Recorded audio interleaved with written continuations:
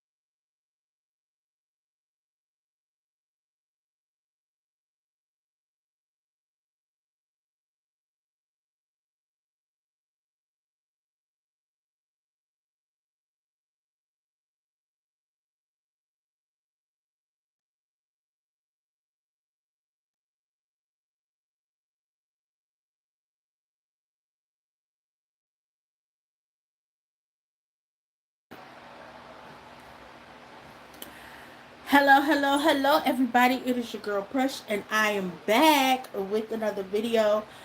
It's always technical difficulties when I'm trying to do these goddamn lives, ain't it? Um, if y'all hear music in the background, I hope y'all can't hear it or can't pick up on it. But the Oscars was on. I thought the shit was coming on at 8 o'clock. Apparently, it come on at 7. So, we're gonna be veering off to the side, y'all, because the Oscars is on, and I kind of want to make sure they don't play in our face. Okay, okay. But without further ado, hello, hello, hello, everybody. It is your girl Prush. I am live. Okay. No, that's not how it go. How does this go? I ain't been on here in a minute. Hello, hello, hello, everybody. It is your girl Prush, and I'm back with another live. Don't forget to comment, like, subscribe, hit the notification bell button so you never miss a video when I do upload. Don't forget to share my videos wherever, with whoever, so they know you rocks with your girl. Shout out to all 476 of my precious babies and my baby boos. Okay. Um. What else? Oh, they doing a scene from Sinners. The juke joint scene. Um. Look at my. Oh, is that Parlene?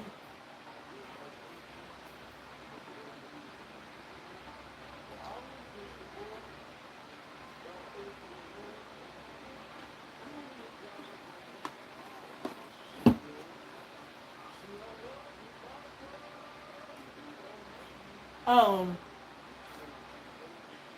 What was I saying? Oh. Got distracted, y'all. What else was I saying? If you're new here, hi, hello, and welcome. I'm your girl Precious. Precious Be Channel. If you've been here before, what they do, baby boo. Shout out to you. Um, if you have not already, please make sure you subscribe to my channel. Okay, become a precious baby, a baby boo. Um, what was I gonna say?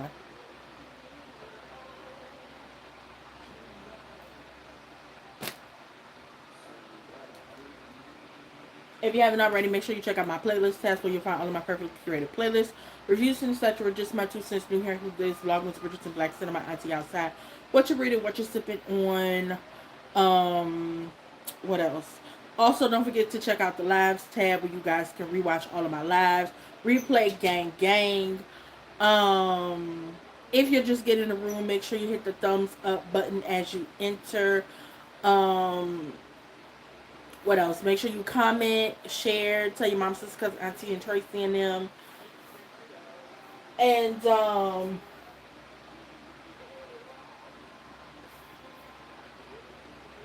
hey, hey, hey, hey, look at Grace.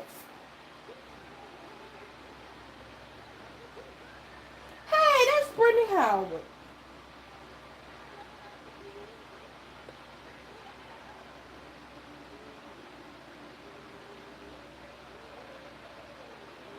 Hey,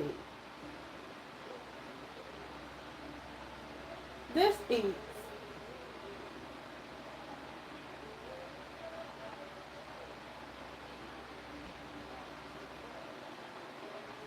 They did that. Is that Shabuzi? Why is Shabuzi? Look at Missy Copeland. She better eat. You better be front instead of eating up the ballet. Because I know Timothy Chalamet said something. But we're going to get into that in a minute. Yes, God. She better eat that up. Yes.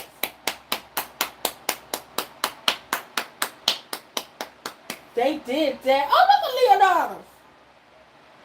Look at my baby daddy Michael B. Jordan's ass. Look at Michael. Oh, look at my other ex-boo, Damson Idris. Because y'all know I broke up with him because of Lori Harvey. You know, me and Lori, we low-key got a little beef. Because every time I get a man, she want a man. It's like, Lori, mind your business.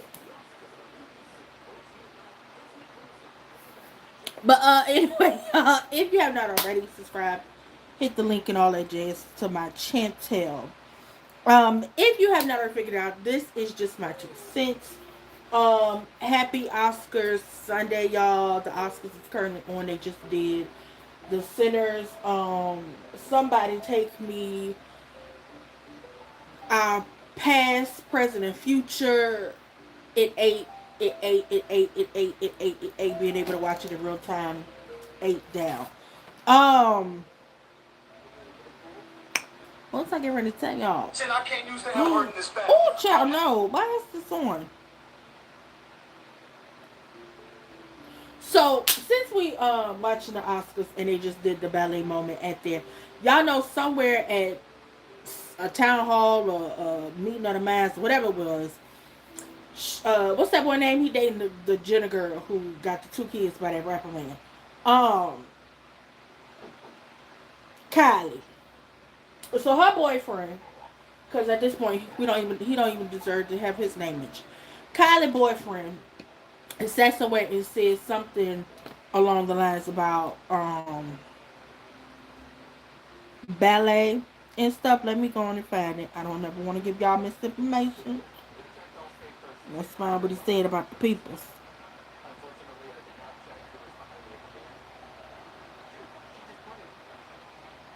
And I don't want to be working in ballet or opera or things where it's like, hey, keep this thing alive even though no one cares about this anymore. Okay, that's what he said. He said he didn't want to be working in ballet or opera. Basically calling both of those things dying arts. And everybody in the ballet and the opera spaces have been on Timothy Chalamet's neck, head, feet, and shoulders, knees and toes.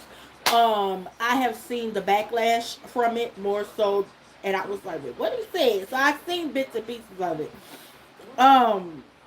Let me tell you something. People don't play when it comes to their creative crafts. I have seen black ballerinas. I have seen male ballerinas, ballet dancers. I have seen opera singers in the whole 9 yards. I've seen people all up and through the Broadway arts, actors, and everybody named mama coming for his name, especially actors who have done Broadway and screen and film. So I don't know if Timothy's gonna win the Oscar tonight, just based off the fact that he's pissed off a lot of people in a lot of different places because of his ignorance, and how he felt towards ballet and opera.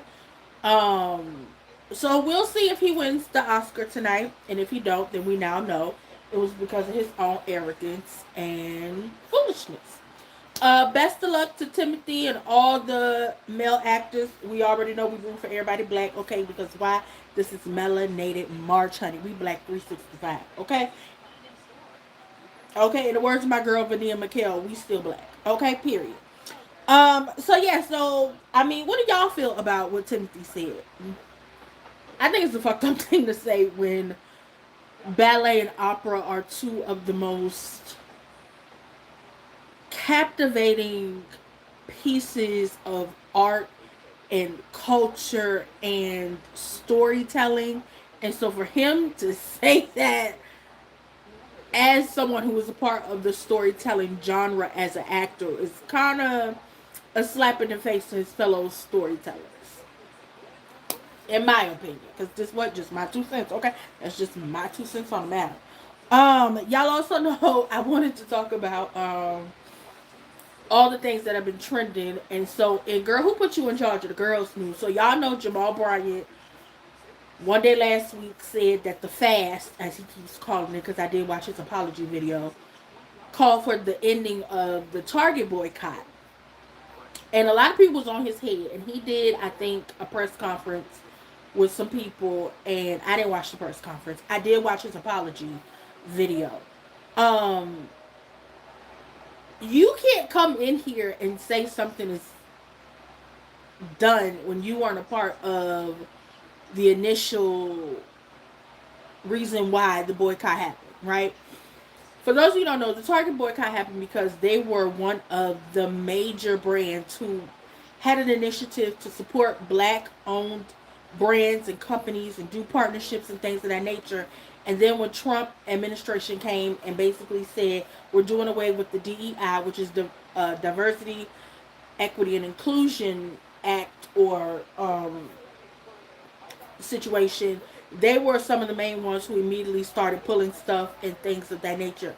And everybody was excited that Target was on the front lines for supporting black owned, women owned brands. And it wasn't just black brands, but it was women owned brands and minority owned brands owned by people who may not actually be black, but they were considered people of color, like maybe Asian or Korean or American, just non-white brands, but maybe women-owned brands by women, no matter if they were black, white, Asian, Korean, whatever. So that was the inclusion, the equity, the diversity of it all. So for them to do that was not only a slap in the face to the black people who are brands or companies, but a slap in the face to all the other non-white, male-centered brands and companies in their store. So black people, we we took that shit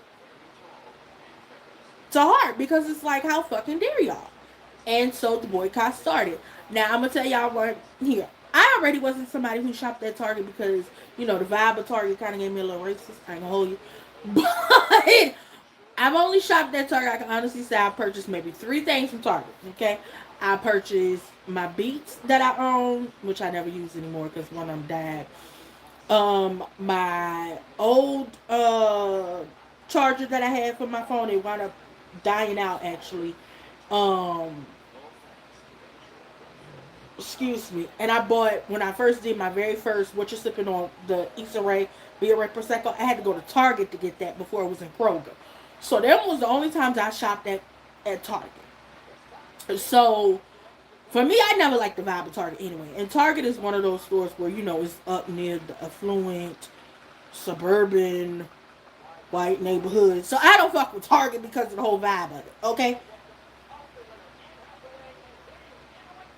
Okay, it's out the way. Okay, I don't that ain't my jam. But for Target to do that was again like a slap in the face to the people that support it. Now, of course, y'all know last year they lost up to I think $12 million since the boycott had started, and I think Al Sharpton he had went out there and he was talking to them and trying to get on the front lines, but I even think he realized he needed to dial it back. Well, I believe Jamal Bryant felt like he was looking out for the best interest of the cause. I, like many others, felt like he was centering himself. You know what I'm saying? Trying to get some type of self gratification out of it. He of course apologized, like I said, and I wound up watching the apology video that he put on his YouTube channel where he made it be clear. Just to give y'all a quick summary. He said he did not get paid for them. He did not partner with Target. He apologized for centering himself. He apologized for not reading the room. He apologized for not, reaching out to the organizers of the boycott. He kept calling it a fast. I don't know why he kept saying that. A fast is something you do between 30 to maybe like 40 days. You know how people fast in certain like religious cultures and things like that. That's what that is. A boycott is something that has an extended timeline. Is what we're doing. It's a boycott. Um, but he apologized and let me know that it wasn't his intention to step on nobody's toes, and he should have read the room and things of that nature. So that was like the gist of his apology. But I'm glad he apologized and understood that you can't come out and say something when everybody else is clearly one band, one sound, and we know what we're doing. We're resting. We're boycotting. We're not giving our energy to things that do not feed us, that do not nourish us, that do not fulfill us, that do not appreciate us. So I feel like if he wanted to start a boycott of another brand, cool. You jump on that. You start that, and we'll possibly follow suit. But I just feel like he should have read the room before he came out and said it was the end of the fast or the boycott. Because Jamal, who put you in charge of the girls? Who said that? No, thank you. No, thank you. Okay. Um, what else is going on? We need to talk about, y'all.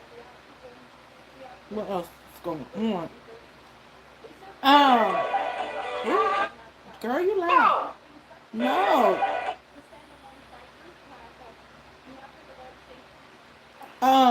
It was something else I was gonna tell y'all.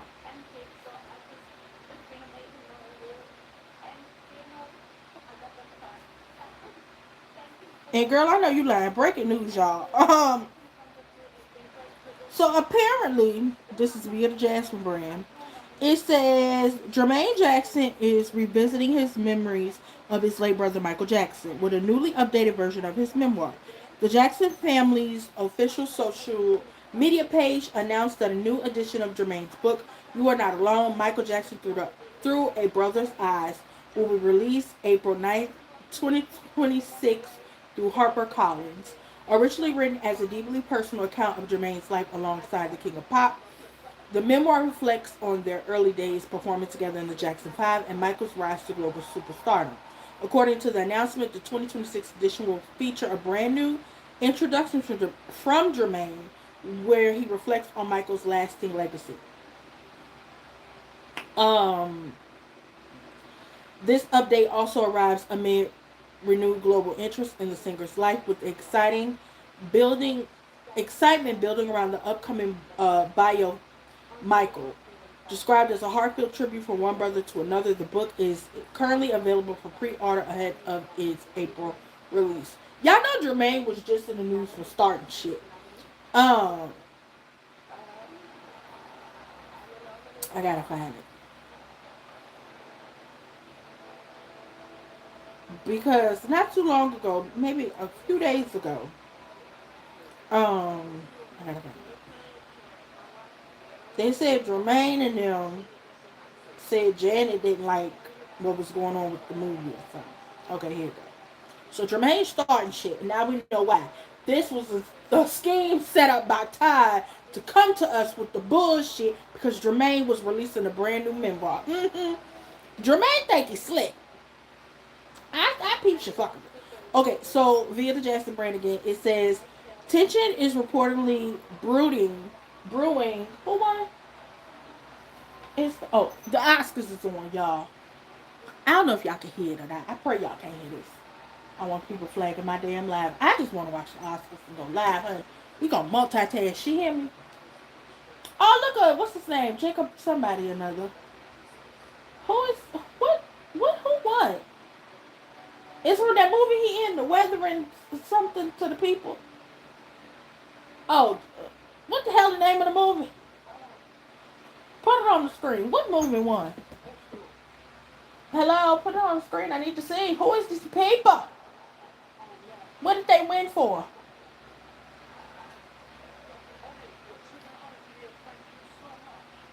Who is these people? Oh, okay, the Frankenstein movie people won for best makeup and styling. Okay. Because I'm like, bitch, who is these people? Um, Giving y'all live reporting of the Oscars, honey. Look at that. A 2-1. I might even edit this and put Oscars live report. Okay, it says tension is reportedly brewing, excuse me, within the Jackson family following a private screening of the upcoming Michael biopic. With Janet Jackson and her brother Jermaine Jackson allegedly clashing over the film during a heated phone call. According to a source close to the family, the disagreement began shortly after relatives gathered in LA last week to preview the highly anticipated film, which is set to hit theaters next month. While most family members reportedly praised the project, Janet was said to be highly critical of the film, sparking friction with Jermaine, who strongly supported the production. I call bullshit. The conflict may carry deeper roots than differing opinions about the movie. One insider claimed Janet's always been insanely jealous of Michael and her career is in the toilet. Yeah, this got Jermaine written all over it, y'all. Jermaine's son Jafar Jackson portrays the late king of pop in the film, which was produced by Michael Jackson's estate. The connection reportedly added another layer to the family's debate over the project. According to the sources, Janet was the only family member to react negatively following the screening. Even her boyfriend reportedly praised the movie, telling those in attendance, "Now that's the movie." Now who is Janet's boyfriend? Now y'all sitting here telling that lady business. Other relatives, including the mama, are said to support the film. With Catherine might got the dementia. Allegedly, child. Reports also indicate Janet was offered a chance to participate in the production but declined, and she is not featured in the final film. Huh? What are you talking about? They got Haley Holly to portray her. Now I call bullshit, but that's just me.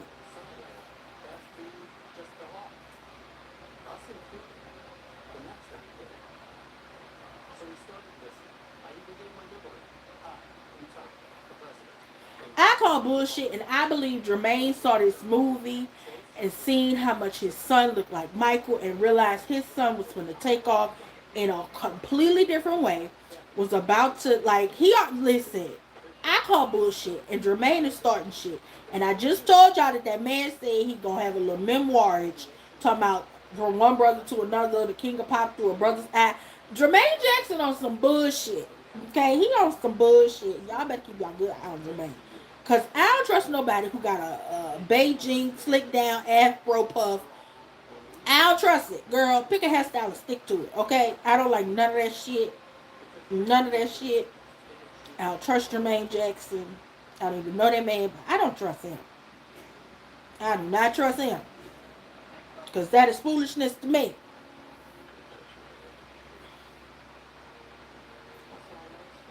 So Jermaine had to figure out a way how to get him some money out of the situation and disturb some shit. So he gonna come out and say, yeah, we was on a phone call and Janet said she ain't like the movie, but everybody else said they liked it. Cause y'all know Jermaine always been jealous of them people. I'm telling y'all, I feel it in my spirit, allegedly, but y'all know I feel it.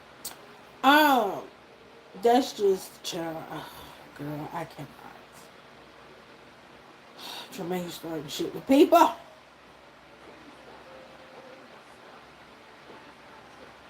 Now what's going on here?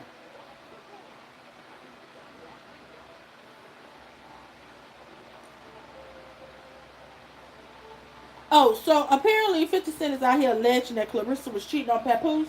I mean, it don't matter. The man's still legally married. Hello?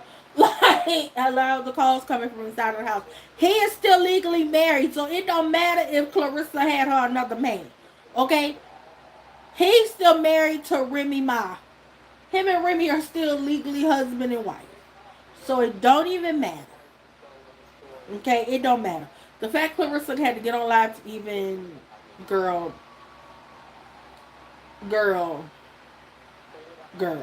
I'm not going to sit here and argue with nobody over my married boyfriend. I wouldn't date a married man, no way. But still. The hell? No, ma'am. Nope. Mm-mm.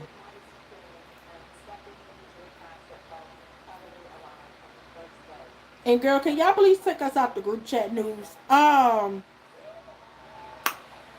know Ray J and his mama and Chris and Kim is still arguing over that sex tape. And it's just like, um, we seen it, we didn't like it. Can we move on? I just, hello, can we move the fuck on? It says I'm still on Jasmine brand, y'all. Y'all know that's why I get the majority of my news from Jasmine brand, neighborhood talk. I don't really fool with the other people I block. It says Ray J says the CEO of a rhymes with corn ready to testify against Kim Kardashian and Kris Jenner over the adult film tape. So it says the legal war over Kim Kardashian's infamous 2007 sex tape just took another explosive turn, with Ray J claiming a major witness could soon enter the fight.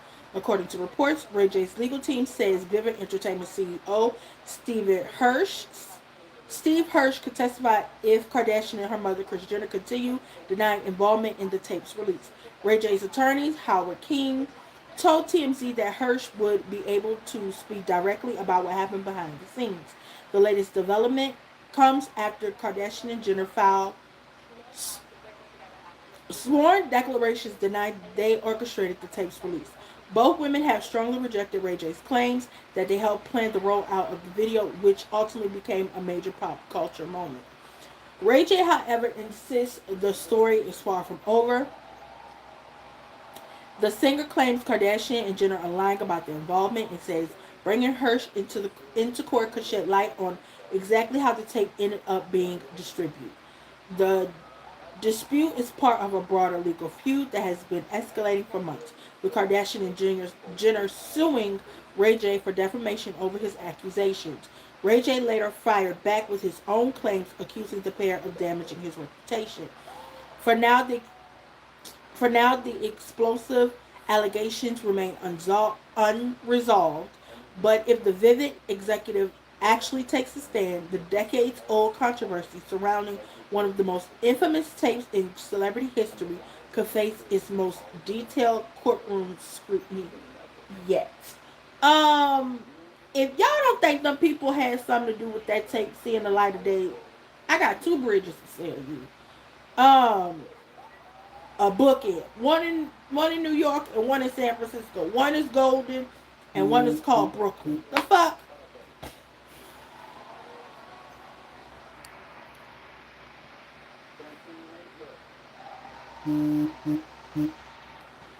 Um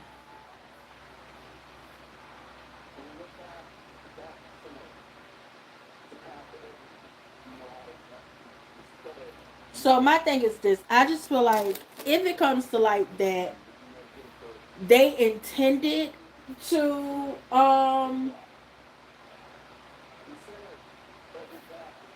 do it together, but then like Kim and them went off on their own allegedly, and then hey, that's how we seen the tape. Hey, um, I will wait for court and see what happened, and we'll come back with an update. My question is, who do y'all believe? I don't believe the white Albanian women. That's all I'm saying.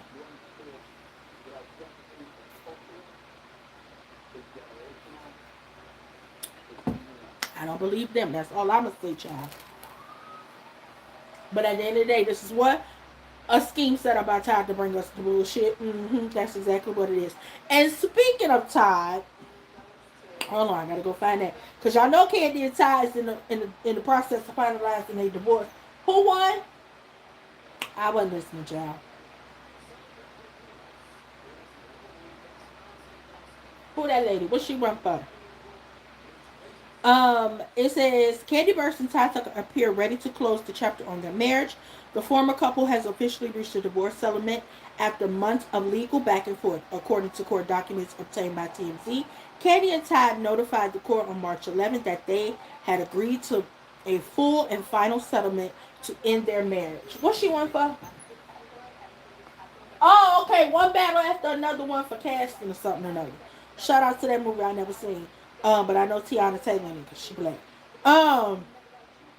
Where was I at? Oh, they agreed to a full and final settlement to the ending of their marriage.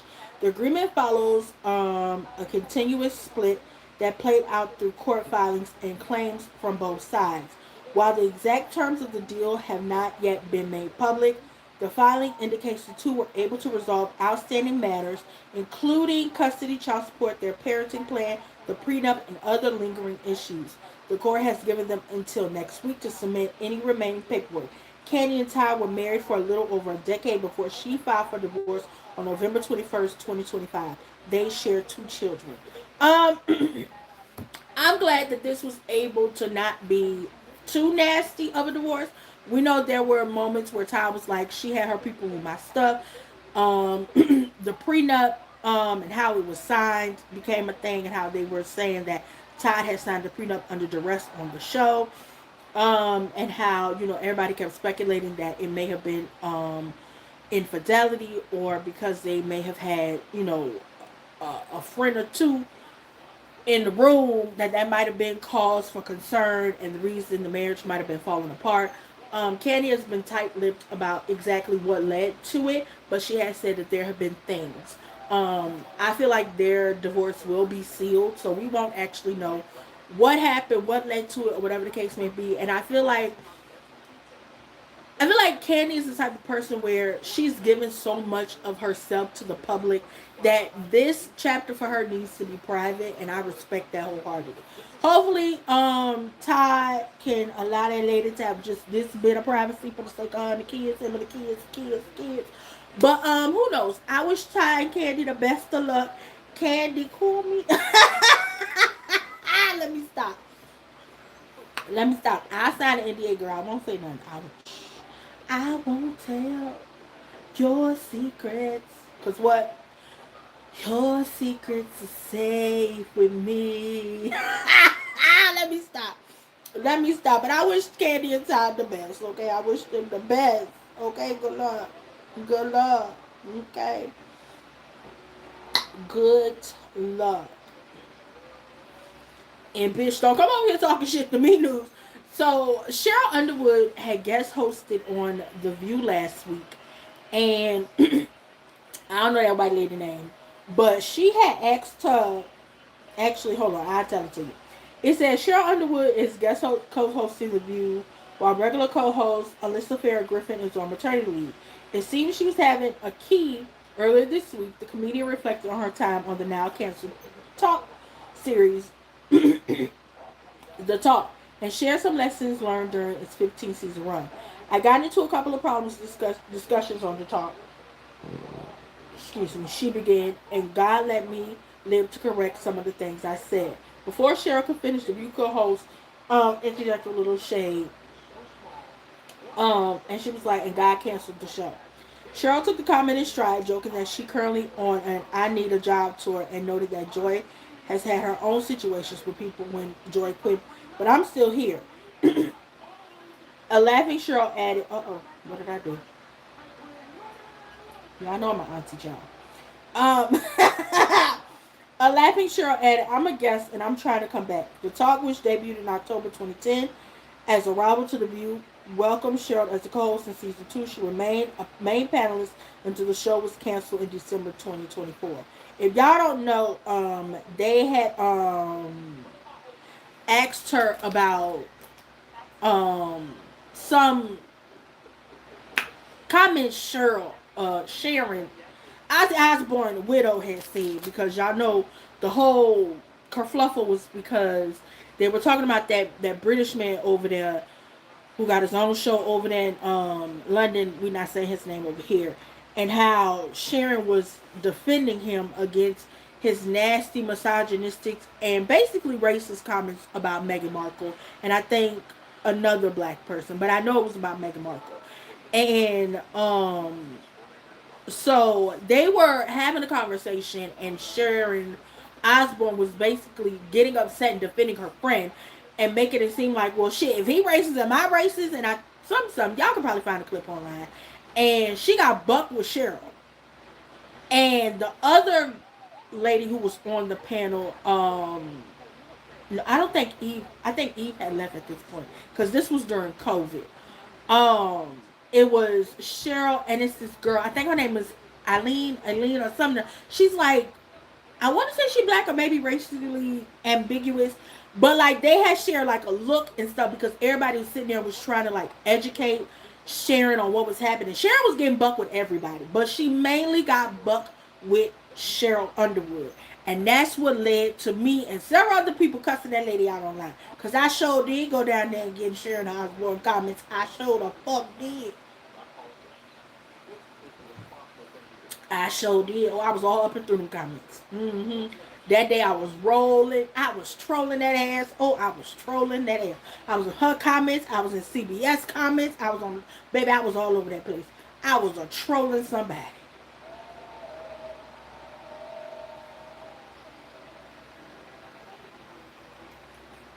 I sure was. I sure the fuck was. But they say karma's a bitch.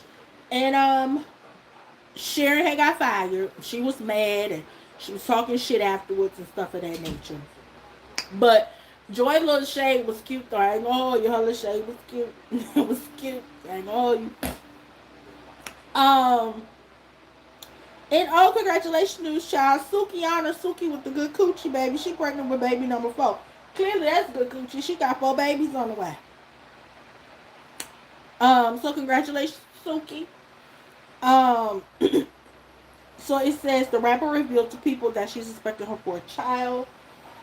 This isn't just about becoming a mother again, Suki shared. It's about growth. It's about becoming the woman I meant to be. Now in her 2nd trimester, she explained that she intentionally wanted to go public with the news. I wanted to protect myself and my baby, and I wanted to make sure my baby was fully developed and healthy before I let anybody know about what was so sacred to me, she continued. I lived a lot of my life loudly, but this moment is something I wanted to protect until I was ready to share it with the world. So congratulations to Suki. Congratulations to her.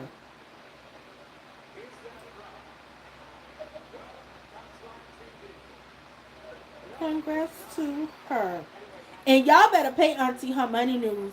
It says singer Dionne Warwick is countersuing the Artist Rights Enforcement Corp, alleging company quietly took 50% of her royalties for 23 years. Um, so I'm gonna read it to y'all. It says legendary singer. This is via the Jasmine brand.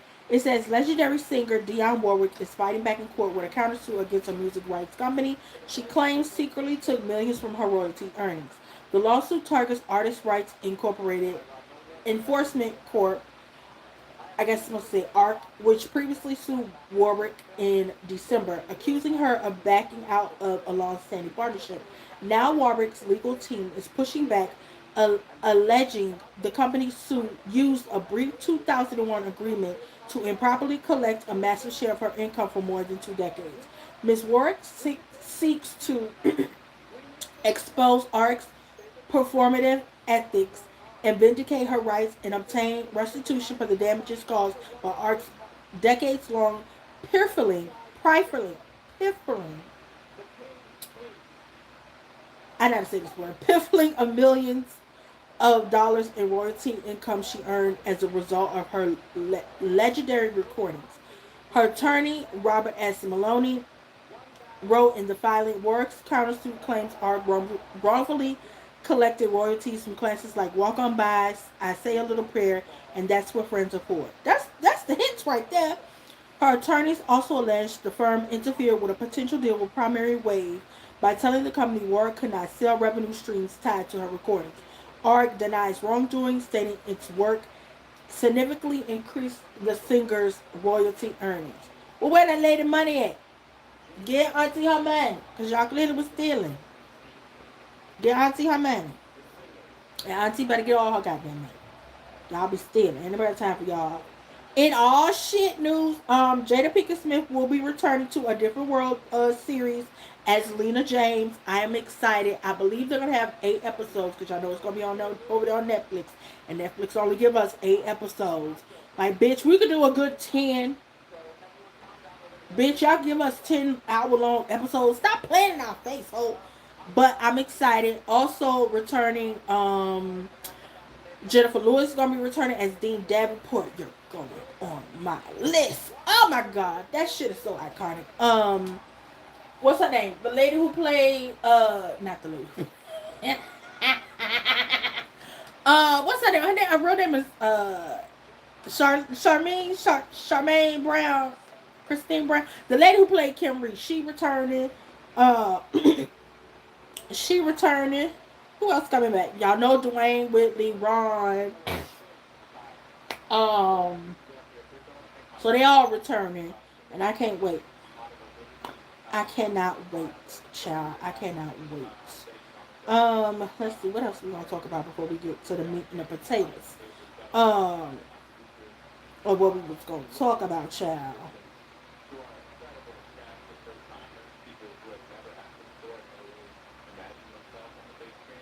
Oh, in RIP news, we're gonna send our condolences to Mary Crosby from the Real Housewives of Salt Lake City. She lost her son, I want to say a week or two ago, to a drug overdose. He unfortunately was dealing with and battling addiction. It was something that was covered on, I want to say, the last two seasons of the Real Housewives of Salt Lake City, and he was in rehab. Unfortunately, he did wind up getting arrested for stalking and I want to say harassing his ex-wife and her family. So I just pray for Mary's comfort and her healing, and everybody who loved and cared for Robert Jr.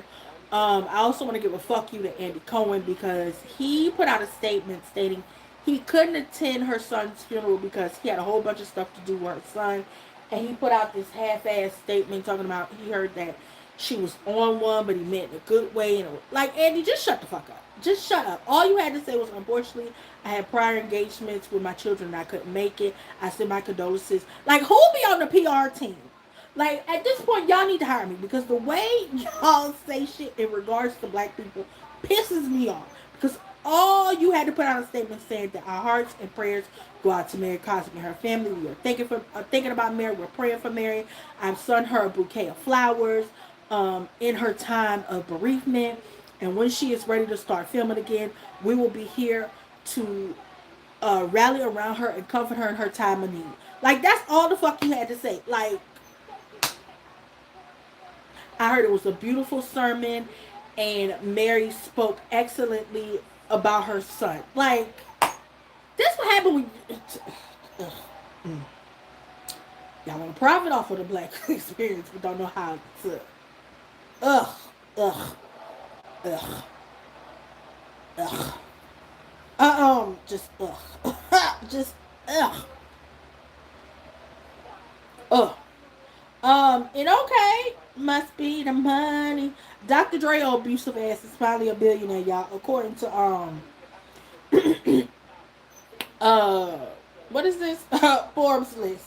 And before y'all start y'all shit, him too. Okay, the fuck. Cause I know how y'all get down. Anyway, it says Dr. Dre has officially reached $1 billion status nearly 12 years, but the difference is the person, forgave him. That lady ain't gonna never forgive him. Okay. Um, Dr. Dre has officially reached $1 billion status nearly 12 years after he first called himself hip hop's first billionaire, according to Forbes 2026 ranking of the world's wealthiest. They need to update the Forbes list. Shit just changed, Dr. Dre said in May, after selling his Beats by Dre success to Apple in a deal valued at roughly $3 billion. However, his inclusion on this year's list marks the first time Forbes has assessed his net worth at over $1 billion. Excuse me. The legendary rapper and producer is now tied for, does that say 330? Oh, 3,332nd on the world's richest list, alongside Jared Kushner, Rihanna, steel magnate Richard Teach Jr., and several others. Oh, look, what's his name? Karen Culkin. Okay, this is supporting role. Delroy Lindo, It's nominated in this one, y'all.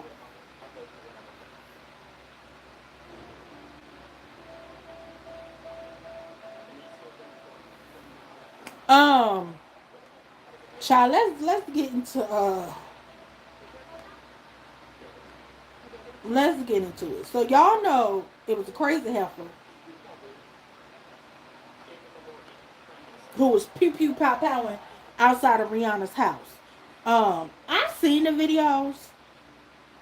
She better not never see the light of day. That bitch was crazy. Do you hear me? Have y'all seen the videos of them posts?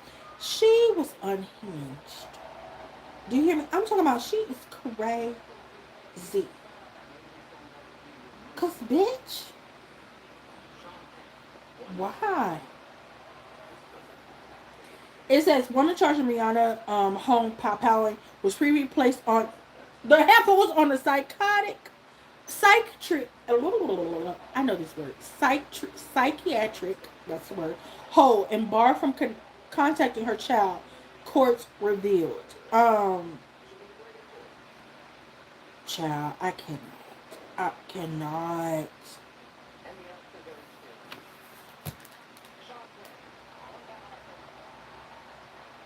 Sean playing one for one battle after another. He wasn't even there. Um, it says a Florida woman accused of firing multiple rounds at a home connected to global superstar Rihanna has now made her first court appearance as prosecutors move forward with serious felony charges tied to the shocking incident. Now, new details have emerged about her history. Her name is Ivana Lisette Ortiz, 35, appeared in a Los Angeles courtroom Tuesday following her arrest in connection with the pow near Rihanna's Los Angeles area residence. Prosecutors have charged Ortiz with one count of attempted unaliving, 9 counts of assault with a firearm, and 2 counts of powing into an inhabited dwelling, and 1 count of powing at a motor vehicle. It's certain words you can't say in that y'all. I just want y'all to know that it's real strict about what you cannot say. Hal Rowan, attorney for her ex-husband Jed Nico Valdez Salazeling, child, told TMZ that Ortiz had previously been Baker acted in Florida prior to 2023, meaning she was placed in a psychiatric facility under a law allowing up to 72-hour involuntary or voluntary psychiatric holds. Court records also showed that in April 2024, a Florida judge granted Sangling full custody of the couple's child and barred Ortiz from any contact. Authorities continue investigating the motive behind the pow. Clearly, she the lady was on a psychiatric hold. Clearly, she don't have a full deck cards up there. In the words of my mama, her elevator don't go all the way up. It's stuck somewhere between the bottom and the top floor. It's stuck, baby, and yeah, just lock her up, put her in a little facility, and let her never see the light of day. Cause that bitch is crazy. Okay, crazy, crazy. Okay. Correct. Z. I don't think the Jackson brand covered it. I don't know. I'm gonna see, but I don't think it covered it.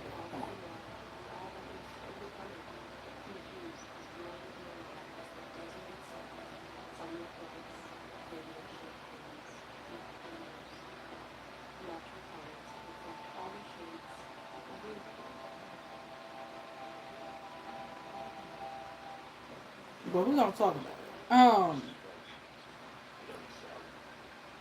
Because I know enough about it. I don't actually need the Jackson plan, but we can talk about it. So if y'all don't know, um, T.S. Madison, who is of course an activist, actor,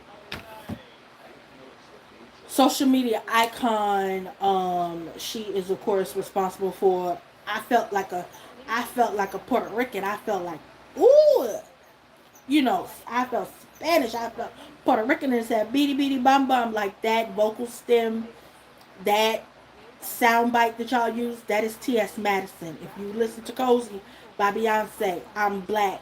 dark brown. That's T.S. Madison. Um, if you ever use I be tiptoeing in my heels, that's T.S. Madison. She is a part of the culture. However you choose to feel about the LGBTQ plus the LGBTQI community. Well, the past few weeks she has been dealing with a stalker or unhinged individual of her own. If y'all have not been aware, and you don't get into the LGBTQ plus dealings, a social media personality by the name of the DL Whisperer came out and just started attacking Madison as well as several other LGBTQ plus activists and influencers and content creators, and he was saying some very vile and nasty things. The reason he is currently locked up, because he is in jail, prison in Atlanta, is because he drove past T.S. Madison's house and recorded himself driving past her house and threatening to beat her up. Not only that, T.S. Madison and her legal team have found all of the videos and Twitter X spaces, sound bites, and audio of him threatening to harm her and several other trans activists and people a part of the community. He has even said that he was going to show up to her birthday bash Halloween party last year to fight her and harm her and so many other people. And him and several other people who, of course, don't care for the trans community have said and done nasty things in regards to the trans community and T.S. Madison and so many other people.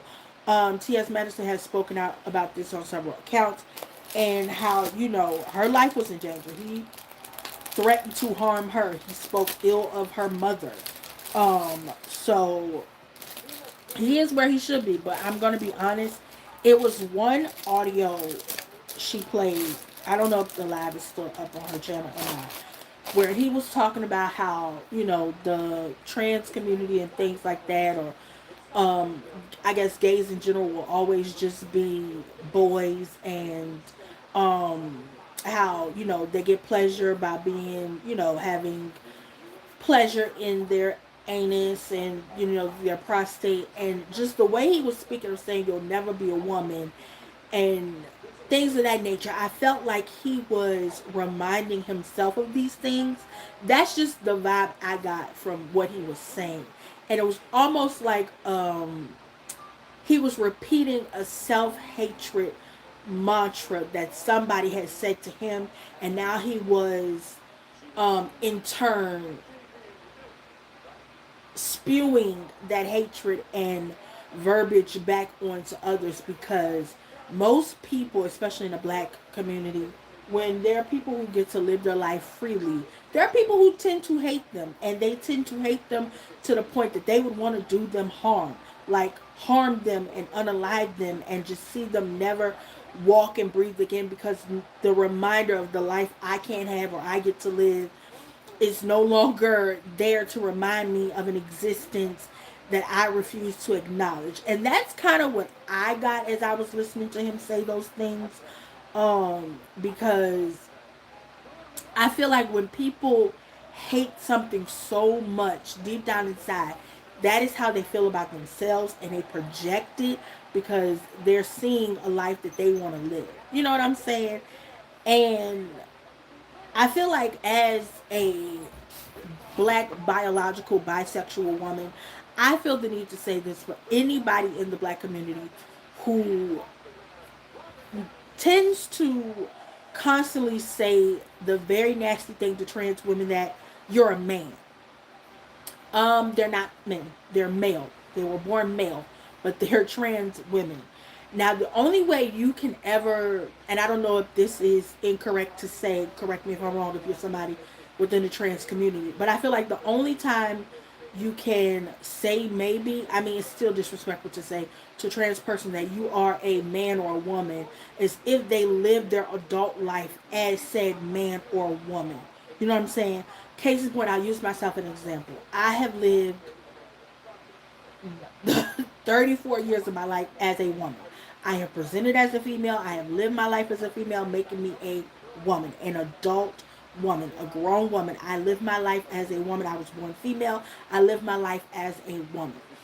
If tomorrow I decided I no longer wanted to be a woman and I wanted to transition and I go from being Precious to Preston and then I went through my transition, y'all can then say, bitch, you used to be a nigga, you used to be a bitch, nigga, you a bitch, da da da, because I have lived my life as a woman. Again, that's still disrespectful to say to the identity I now hold myself as, but there's proof that I did at one point in my life live my life as a woman. But for most trans people, the majority of them do transition early to where they don't, majority of the time, live in that existence, because the majority of trans people, they don't live in the identity of who they were born as, right? Most trans women have lived their life as feminine gay men, meaning that they've always identified as a woman. They've always identified as a girl. So they never lived a life as a man. So you can't tell somebody who never lived their life in a masculine identity that that's who they are when they've always given and presented femininity. You know what I'm saying? And the same thing for when trans men transition, they live their life as a masculine lesbian woman. So they've never given femininity. They've always presented masculinity. So they've always been living in their truth. They just didn't know how to fully get there until they got there. So I feel like when you say to trans people, oh, you're a man, you're a woman, well, did they live their life as that identification? Did they present in a feminine or masculine being in their male or female born identity? Or did they present in the identification of who they are now as a trans person? You know what I'm saying? So if a trans man is a man, did he live his life as a masculine lesbian? As a masculine woman? That was always a man. If a trans woman lived her life as a effeminate gay man who literally was girl, that was a woman. So you can't tell somebody they were something they never presented themselves as. And I always felt like that was the problem, or at least that's the problem I always had when I would hear people say that shit, because it's like, well, did they live their life and present in that way? Because if they didn't, you why are you calling them that? You know what I'm saying? Granted, they have their dead name or their birth name or whatever, but that wasn't the identification of who they were as a person. You know what I'm saying? Like, if somebody says, you know, I'm gay, but I don't feel like I'm gay, I feel like I was born in the wrong body, you automatically know, yes, this person was born male, but that's a woman, that's a girl, that's they're not who they were born as, if that makes sense. And I just feel like it's disrespectful to the trans community when you don't respect the fact that they didn't live their life the way you think they lived their life. You know what I'm saying? Just because somebody is born male doesn't mean they lived a masculine identity. You know what I'm saying? Just because somebody is born female doesn't mean they lived a feminine identity. And I feel like the problem is that everybody is stuck on what a man and what a woman is, and not the fact that people identify with masculinity or femininity, and that's how they become who they are as people. You know what I'm saying? I was born female. I've lived my life in my feminine energy. I am a grown-ass woman. I am a black, biological, bisexual woman. That is how I identify myself. So yeah, so I just hope that T.S. Madison is able to get the justice she deserves. I know that she currently has a temporary restraining order against the young man who was threatening her life. I believe she may also be, they're still in court proceedings, so it's not a lot she could really tell us in detail, but she did also talk about the people she believed may have been his sources for her harassment. Allegedly, don't know if this is 100% true, so I am going to say allegedly, that she alluded to allegedly that there are two other bloggers, one who is in their own court case proceedings and, you know, stuff. Y'all know who we're talking about. So, and another person who just simply does not like T.S. Madison. So hopefully Madison gets the justice she deserves. And it is just so scary when people are out there living their lives and people just genuinely dislike them because they live a life unafraid, unashamed, uninhibited. Like they're just genuinely living their fucking life. And there are people who hate them because of it. And I just find this shit to be disgusting. Like, are there people we don't like? Of course. But it's not going to turn into a session where I hate you and I wish harm or ill will on you. You know what I'm saying? Unless you know you somebody else. But that's a completely different conversation for a different time. Okay? But for somebody just simply living their life and being the person that they are, I just find that shit to be so disgusting. So I'm praying for Madison's safety, her mama's safety, Dominique Morgan's safety, um, and so many other people that that person threatened. Like he threatened multiple people. Y'all go on T.S. Madison's Instagram, her Facebook, her YouTube and her Facebook, and I think the video may still be available. I do not know, but just double check and y'all can watch the whole video live that she did in its entirety. For anything that I may not have fully explained, discussed, or even gave y'all. What happened? Did Sinners just win? Oh shit! Wait a minute. Did Ryan Coogler just win? Oh shit! We just won some, y'all. Hold on, y'all. Wait a minute. Oh, Robert Downey Jr. gave it to him. Okay, what is this for? He finna cry. Is this best screenplay? Yes, he won for original screenplay for Sinners. Yes!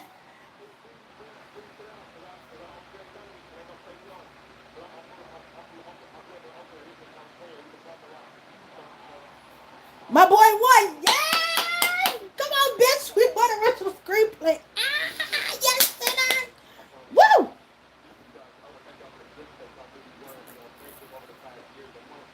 Oh shit! Look at Chris. What's his face?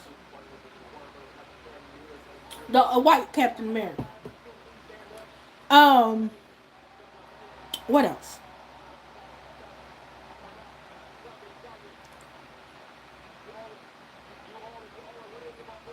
And before I get to my last bit of news, we're gonna go ahead and talk about um Dwight Howard and his wife Amy Amber Luciani Howard. So I don't know if y'all seen the video of Amy sitting in that car crying with that whole bag full of stuff.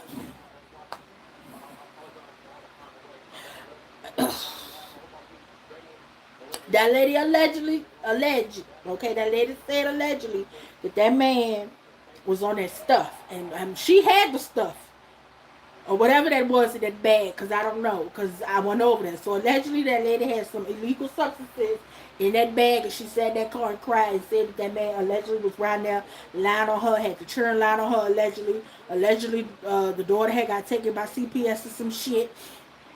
She's sitting in the car saying nobody wanted to help him. She was losing her marriage to that stuff. She had that bag that allegedly was drugs. And then she went and dumped some of it out of a little vial into her hand. And she took the shit and put it up to her nose and got high as a Georgia pine on live video, television, internet. Listen. All her nose was red. Now, I don't know if her nose was red because she was crying and sniffling or she was crying and sniffing. I don't know. But the lady had a red nose. She was crying real hard. Then a police 911 recording came out of her sitting there telling the people on the line that she was married to Dwight Howard. They lived in a 400,000 square feet mansion. He put her out the house. The police kept telling him to stop putting the lady out the house. She told the people there weren't no drugs involved, but we clearly seen the alleged drugs. Then she told the people that they had a gun room, safe, warehouse somewhere on the property, and they had a whole bunch of guns and shit in there. And I'm just like, girl, you going to jail. You was as dumb as the day is long. Then he filed for divorce, and then he called the police. And then he was on the phone telling the police that somebody had stole from him. The people on the dispatch asked that man his name like 3 times, and he was like, "Okay, thank you." And the lady said, "Sir, what is your name?" He said, "Oh yeah, my name is Dwight Howard," and he spelled his name, and then he hung up the phone on the lady.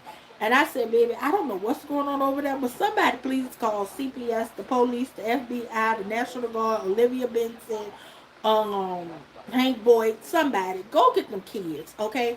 Then his baby mama, Royce Reed, y'all know she used to be on Basketball Wives, but then he stopped that lady from being over there on Basketball Wives. And she basically said, yeah, like all that shit is allegedly true. Again, I'm saying allegedly because I don't know. There's some he said, she said, they said, we said shit. I don't know. I wasn't over there, y'all. I'm just telling y'all what the people had said. Y'all can find it over there on Jasmine brand. But I seen it all for myself. But to make sure I'm reporting it correctly to y'all, okay? Let me go find it. Okay, let me go find it because they was cutting the fuck up. Okay, maybe they was cutting the fuck up. Okay, cutting the fuck up. Okay, I was just like, what is happening, Jesus? Like, somebody fix it. Take us out the group chat. What the fuck is going on? Let me have fun fucking video. She was crying and sniffing and shit, and he was on the thing. Child,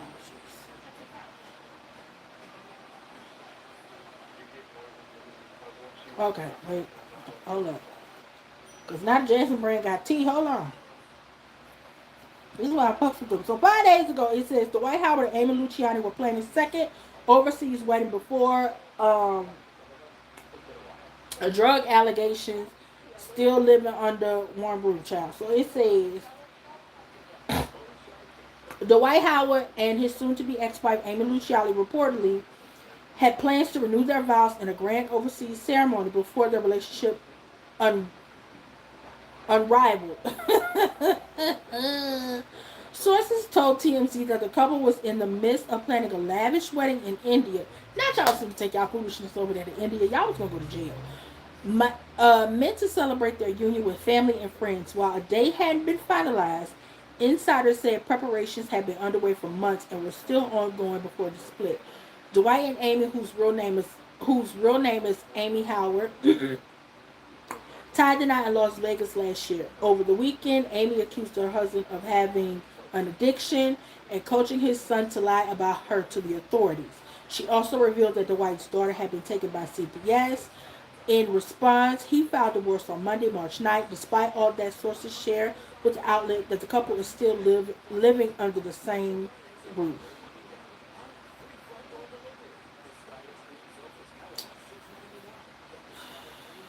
Pray for them kids. Pray for them kids. Pray for them kids because this is a lot. Pray for them kids. And then people got mad at Royce because she was online basically giving her 2 cents, like I'm giving my 2 cents. And people was like, you should have compassion. And Royce said, well, what the fuck was my compassion when I was telling this bitch this nigga was the devil? And she was sitting up here ignoring me. I was trying to warn the bitch. And the bitch was calling me bitter. I was trying to warn the bitch. And every other bitch I tried to warn before that all kept saying, oh, you bitter and you mad. Nah, bitch, I was trying to warn y'all that nigga ain't shit. But y'all all them want to listen to me. And now they let us sitting on the internet crying with allegedly with drugs and shit. So, hey, I'm a laugh and I'm a motherfucking cute kid. Okay? That's what Royce said. What y'all think? What y'all think is happening, y'all? This shit tickled me, saddened me, confused me, and tickled me again. Because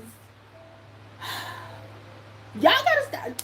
I don't envy nobody's life. I don't envy nobody's life. Okay, I don't. Because the fuck? Yeah. Pray for the kids. Pray for those children. Pray for the children. Pray for the children. Okay? And before I end this live, y'all, let's go ahead and talk about the controversy that is going on about the Disney Mount Rushmore.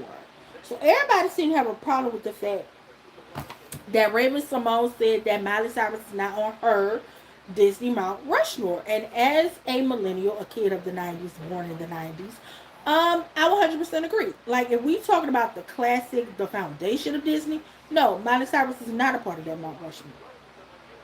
She's not. I also don't like the fact that y'all keep overlooking the famous Jet Jackson, but a lot of y'all are Gen Z and Gen Alpha, so y'all don't even know the famous Jet Jackson, okay? Like y'all don't even understand how that show, that boy literally, like the famous Jet Jackson is basically what inspired low key Kim Possible, because Jet was technically an actor slash spy who went to high school. Like I watched the famous Jet Jackson. So yeah, like you had to really be a part of the times when the famous Jet Jackson was. So no, Hannah Montana, Miley Cyrus, they're not a part of the foundation of Disney, because the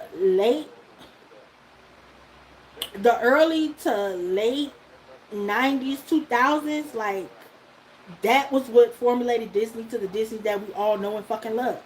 The mid 2000s to the 2010s became um more popular because they were able to capitalize off of That's So Raven by making sure that Raven had a doll. Like I had the That's So Raven Barbie doll with her orange coat and her turquoise pants. I had that. My dad had bought that for me for Christmas. I was that girl because I had the That's So Raven Barbie doll. Okay, my daddy knew I loved me some That's So Raven. That's So Raven, it's the future. Like bitch, Raven had her own Barbie doll. She had a theme song. Like Raven was that motherfucking girl. Okay, like don't play with her. Okay, don't play with the famous Jet Jackson. He was everywhere. Okay, God rest his soul. You know what I'm saying? Because he had his struggles and his battles and things like that. You know, y'all not finna play with my boy. What's his name? Lee Thomas Young. Like y'all not finna play with him. Find y'all something safe to do. Okay. So the motherfucking Disney route Mount Rushmore is Raven, Lee, Kyla, Shy. Matter of fact, the entire cast of Even Stevens and the entire cast of the Prophet. So yeah, it's Raven, Lee, Lizzie, the entire cast of Even Stevens and the entire motherfucking cast of the Proud Family. Like that. That's the Mount Rushmore. Find y'all something safe to do. Okay? So y'all need to stop this shit. Okay? Now if we do a Mount Rushmore for, you know, the mid to late 2000s or whatever, then yeah, we'll put Raven up there. We'll put Miley on there. We could put what's her name? We could put Selena Gomez on there. We could put the what's their name? The Sprouse twins on there. And we could put what's her name?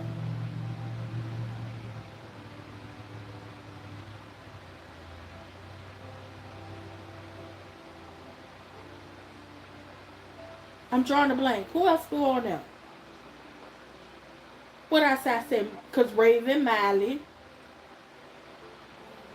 uh, Selena's, the twins, and somebody else could go on there. Cause y'all remember when it was a crossover episode of the That's So Sweet Life of That's So Raven? Do y'all remember the crossover episode? Like, bitch, do not play in my face. So yeah, matter of fact, Kyla and Raven could go on that hole twice. So like, find y'all something safe to do. As somebody who watched both eras of Disney up until I became an adult, and then they started making all the weird ass shows I didn't care about, like the one with the talking dog, um, the girl who pretended to be the girl who was acting as twins. What's her name? Dove Cameron or some shit. Like once they had all them little shows, Jesse and them, I didn't give a shit no more. Because when they ended Hannah Montana, I was like, bitch, why am I even watching this anymore? I don't care. When they ended the Sweet Life and the Sweet Life on Deck, I was like, girl, bye. So there's that. Like the fuck. Find y'all something safe to do. Okay. Find y'all something safe to do, honey. Um. But yeah, y'all, that's kind of it. That's kind of all I wanted to cover in just my 2 cents news of it all, child. Um, Once again, shout out to Ryan Coogler for winning Best Original Screenplay for Sinners. Yay! I pray y'all couldn't hear that motherfucking TV. Oh my girl, they doing the in memoriam. They should have had somebody up here sing, but they always want to talk. Somebody can sing something. Oh, I love me some Diane Keaton. I loved her. I love me some Diane Keaton. Diane Keaton was one of my favorite white actresses. I have to say my top 5 favorite Diane Keaton movies is Because I Said So, that one movie with her and Jack Nicholson, um shit.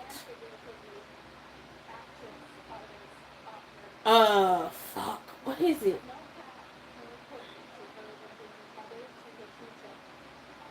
I'm drawing a blank. But I know I fucked with Diane Keaton. I love that lady. Oh, the First Wives Club, bitch. I knew it was something. I'm drawing a whole ass blank. The First Wives Club. You don't know me. I'm not just one of your little toys. You don't own me. Ba ba ba ba ba ba ba ba. That my shit.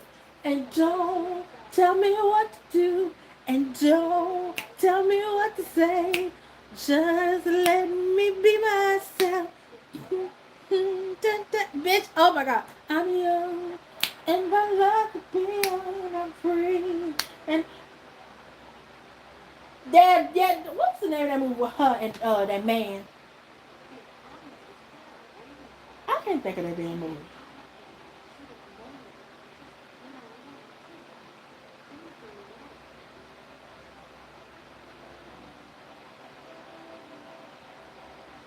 She was in Mad Money with Queen Latifah. When I tell you I love me some Diane Keaton, make sure you rest in peace. Um, yeah, y'all, that's kind of it. That's kind of all. But yeah, if you were a Disney kid, who was on your Disney Mount Rushmore? Um, yeah.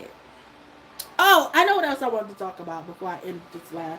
So apparently, a lot of y'all got mad that Solange's son, Joel's Smith, I think his last name is, was at some LGBTQ plus event that he was hosting, and apparently y'all got mad because he didn't do an interview with a LGBT plus magazine. But here's the thing: depending on the questions y'all were probably going to ask him, he probably was going to be uncomfortable. It was probably going to be used as clickbait and twisted into a different thing. And I'm pretty sure he talked to his mom and his grandma and maybe even his auntie beforehand, and they probably all told him, "Don't do no interviews. Go there, get your money, wave, whatever, and go home." I'm pretty sure there was a PR team meeting prior to him going to this event. Um, so I don't necessarily feel like he's not an ally, but I feel like if nobody had coordination with his team prior to the event to say, "Hey, afterwards, would it be okay if we asked, Jules a couple questions, or maybe even beforehand, we could have a quick interview?" Like, I feel like if there was no conversation about logistics of interviews, I feel like he shouldn't be dragged online for not being a quote unquote ally. Like, I think a lot of y'all need to understand that not all straight people are allies in the LGBTQ plus community. Majority of them, they like being friends with certain people who happen to be in the community, but 9 times out of 10, they're not necessarily an ally, right? So just because somebody cool with you and you may be a part of the community, don't necessarily make them an ally. It's kind of like, y'all probably not wrong, but it's kind of like when you have a white friend and then they start doing or saying shit that seems racist, and you be like, shit. Just because they cool with you don't mean that they are an ally of the black community. They just happen to be cool with you. Okay? So y'all just gotta learn whether or not a motherfucker cool with you or they truly, truly, truly an ally. Okay? And that's all I kind of wanted to say on that. Because I kind of thought that to be asinine, that it became a whole dissertation discussion online about whether or not this child was an ally simply because he didn't have a conversation with a magazine or do an interview. Or it's like, was there a conversation had to secure the interview beforehand, because somebody not just gonna give you an interview if they don't feel comfortable talking to you, they don't even know you, or you weren't vetted and they weren't prepped beforehand. You know what I'm saying? I mean, his aunt is Beyonce. Beyonce ain't giving no impromptu motherfucking interviews. Y'all think he gonna do it too? Come on now, come on. Use your noggin. Put your thinking cap on and think about it. Okay? think, think, think about it. Think about it, okay? That's all I'm gonna say. But yeah, y'all, that's kind of it. That's kind of all. I'll probably be back sometime later. Who knows? Probably tomorrow. I'll come back tomorrow. And we'll probably chit and chat a little more tomorrow, okay? All right, y'all. I hope y'all enjoyed this live and all of this chaos. I don't know why when I turn my live on, it be pitch black. I do not fucking understand what that is about. I don't. I do not understand why it does that, and it pisses me off. But yeah, y'all. To the replay gang, thank you for coming kick it with me. I love each and every one of you. Don't forget to tell your mom, sisters, cousins, auntie, and Tracy and them that you fucks with your girl. Okay, I love y'all. Bye.